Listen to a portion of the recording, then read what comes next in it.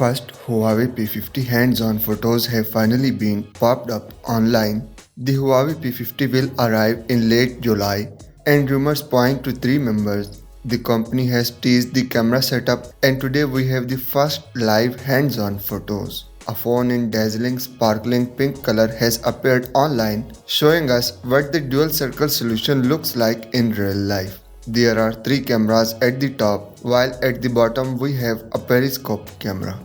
Leica might have released its own branded phone for the Japanese market, but it looks like the partnership with Huawei will continue for the P50 series as well, just like we were promised earlier.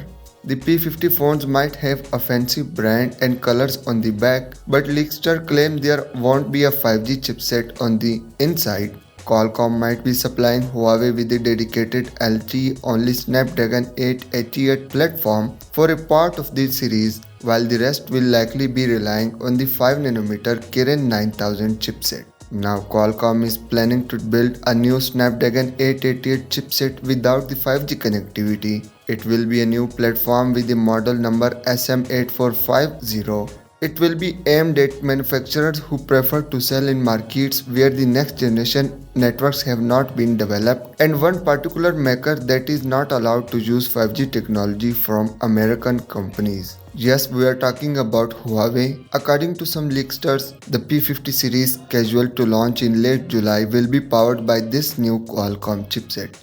The Chinese company cannot trade with US companies on any 5G related matter, including ARM chips. However, we have confirmation from company executives that LTE is still fair game. The limitations are patent based. Sadly, this does not magically exclude Google from the list, and the Huawei P50 smartphones will come without GMS.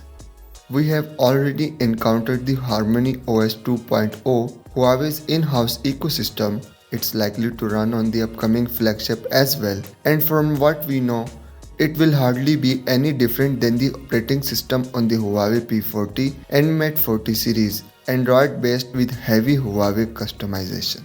I am Anwar from TechNewLeaks. A sub to the channel would be massive. Thank you.